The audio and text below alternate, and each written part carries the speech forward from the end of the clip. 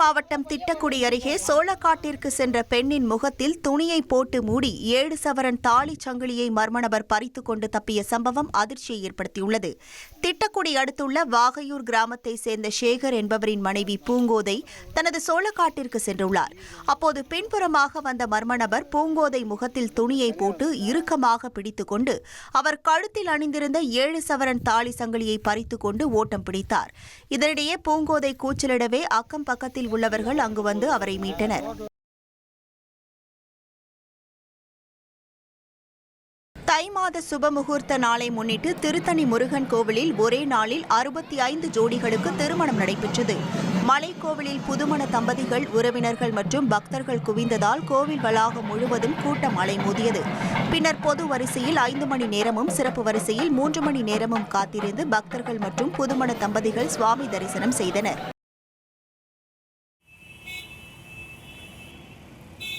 அம்பத்தூரில் சென்னை திருவள்ளூர் நெடுஞ்சாலையில் சாலையில் ஏற்பட்ட கடும் போக்குவரத்து நெரிசலால் வாகன ஓட்டிகள் சிரமம் அடைந்தனர்.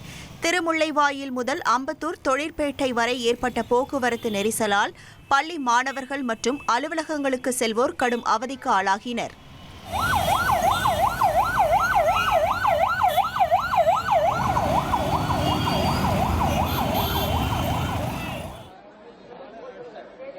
புதுக்கோட்டை மாவட்டத்தில் 1000 ஆண்டு பழமையான திருவப்பூர் முத்து மாரியம்மன் கோவிலில் 15 ஆண்டுகளுக்கு பிறகு கும்பாபிஷேக விழா வெகு விமரிசையாக நடைபெற்றது.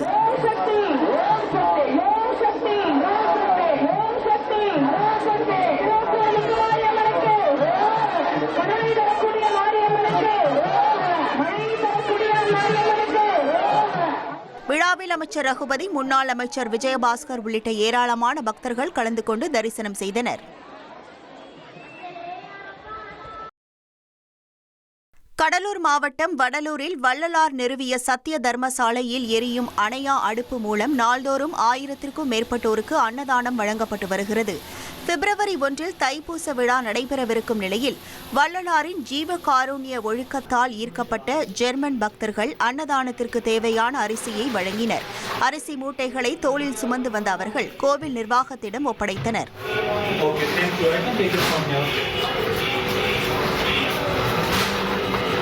This is easier.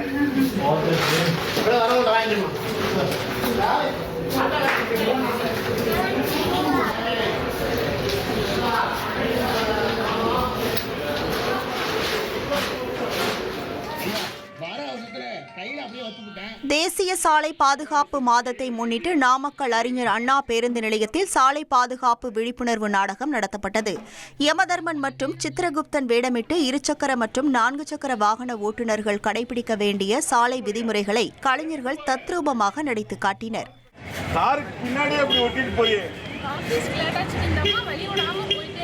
அப்படியா இடிச்சுக்க போறோமா? பார்த்து போலாமா? பார்த்து போறீங்களா? நீங்க போங்க பாப்போம். இடிச்சுக்காம போறீங்களான்னு பாப்போம். அட ஏமா நீ வேற இப்பதான் சொல்லி வாய மூடல, அதுக்குள்ள இடிச்சுக்கிறீங்க பாருங்க. ஐயா, வண்டியில போகும்போது முன்னாடி போற வாகனத்துக்கு நமக்கும் ஒரு 10 மீட்டர் இடைவெளி விட்டு போங்கய்யா. எதுக்கு அவ்வளவு அவசரம்? அந்த 10 மீட்டர் தொலைவுல நம்ம போய் அடையக்கூடிய இலக்கு எவ்வளவு நேரத்தில் அடைஞ்சிட போற சொல்லுங்க பார்க்கலாம். 1 நிமிடம் 2 நிமிடம் தாமதத்துக்காக என்ன பண்ணாதீங்க, வேகமா போய் முன்னாடி இருக்க வண்டியில போய் மோதிக்காதீங்க. நிகழ்ச்சியின் முடிவில் பொதுமக்கள் சாலை பாதுகாப்பு உறுதிமொழி ஏற்றுக்கொண்டனர்.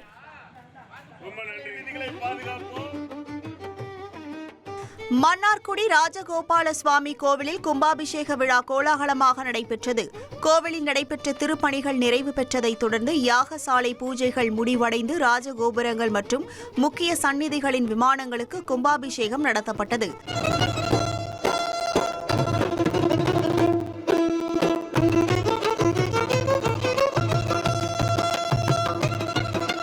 அமைச்சர் TRB ராஜா உள்ளிட்ட லட்சக்கணக்கான பக்தர்கள் கும்பாபிஷேகத்தில் பங்கேற்ற நிலையில் பலத்த போலீஸ் பாதுகாப்பு செய்யப்பட்டிருந்தது.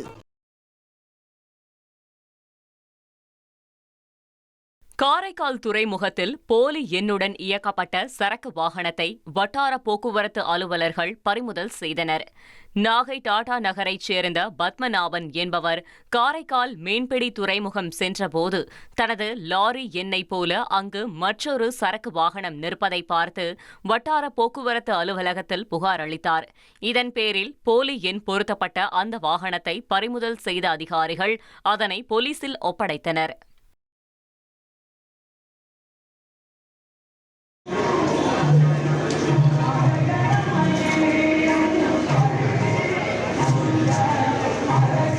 மதுரை திருப்பரங்குன்றம் சுப்பிரமணிய சுவாமி கோயிலில் தெப்ப திருவிழா உற்சவம் கோலாகலமாக நடைபெற்றது. திருவிழாவையொட்டி தெப்ப குளத்தில் தண்ணீர் நிரப்பப்பட்டு 24 அடி நீளமும் 24 அடி அகலமும் 28 அடி உயரமும் கொண்ட அலங்கரிக்கப்பட்ட தெப்பத்தில் முருகப்பெருமான் அம்பாளுடன் எழுந்தருளினார். தெப்பத் திருவிழாவில் திரளான பக்தர்கள் பங்கேற்று சுவாமி தரிசனம் செய்தனர்.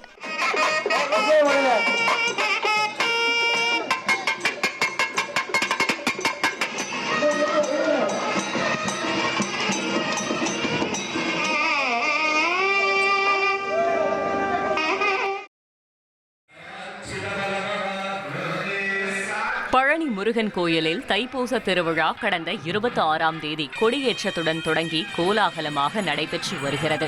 10 நாட்கள் நடைபெறும் விழாவின் முக்கிய நிகழ்ச்சியாக முத்துக்குமார சுவாமி வள்ளி தெய்வானை திருக்கல்யாணம் வரும் 31ஆம் தேதியும் பிப்ரவரி 1ஆம் தேதி தேரோட்ட நிகழ்ச்சியும் நடைபெற உள்ளது. இதனையொட்டி பழனி மலை கோயிலும் திரு ஆவினன்குடி கோயிலும் வண்ண மின் விளக்குகளால் அலங்கரிக்கப்பட்டுள்ளன.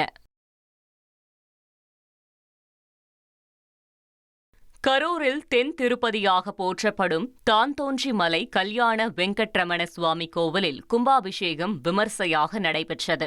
உயர்நீதிமன்ற மதுரை அமர்வு உத்தரவுக்கிணங்க கலசங்களுக்கு புனித நீர் ஊற்றுவதற்கு முன் சமஸ்கிருத மந்திரங்களும் அதைத் தொடர்ந்து சுமார் 5 நிமிடங்கள் தமிழ் பாசுரங்களும் ஓதப்பட்டன. நாடெல்லாம் திங்கள் மும்மாறி பெய்து ஓங்கு பெருஞ்சென்னலோடு கயலுகள வடிவாயினின் வலமார்பினில் வாழ்கின்ற மங்கையும் பல்லாண்டு. முன்னாள் அமைச்சர் செந்தில் பாலாஜி, கரூர் எம்பி ஜோதிமணி உள்ளிட்ட ஆயிரக்கணக்கான பக்தர்கள் கும்பாபிஷேகத்தில் பங்கேற்று தரிசனம் செய்தனர். அத்யதிஷ்டதசாங்குலம் புருஷ ஏவேதகம் சர்வம்.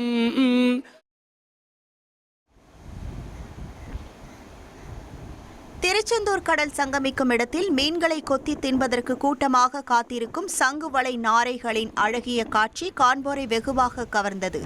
இரை தேடி மஞ்சள் மூக்கு சங்குவளை நாரை, சாம்பல் நிற நாரை, கொக்கு உள்ளிட்டவை இப்பகுதியில் படையெடுப்பதால் அப்பகுதி மக்கள் அவற்றை காண ஆர்வம் காட்டுகின்றனர்.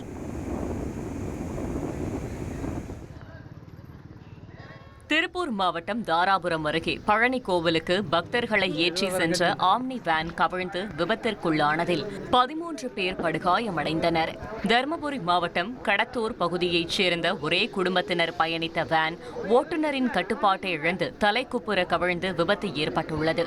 காயமடைந்தவர்கள் தாராபுரம் அரசு மருத்துவமனையில் சிகிச்சை பெற்ற நிலையில் அலங்கியம் காவல்துறையினர் விசாரணை நடத்தி வருகின்றனர்.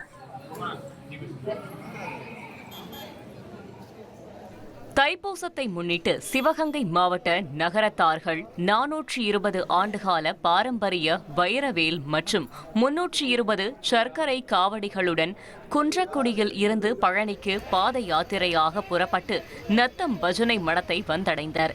இந்த காவடிகளுக்கு வானக பூஜை மற்றும் காவடி சிந்து பாடல்கள் பாடி வழிபாடு நடத்தப்பட்டது. தொடர்ந்து பக்தர்கள் காவடி ஆட்டத்துடன் பழனியை நோக்கி தங்கள் பயணத்தை தொடர்ந்தனர்.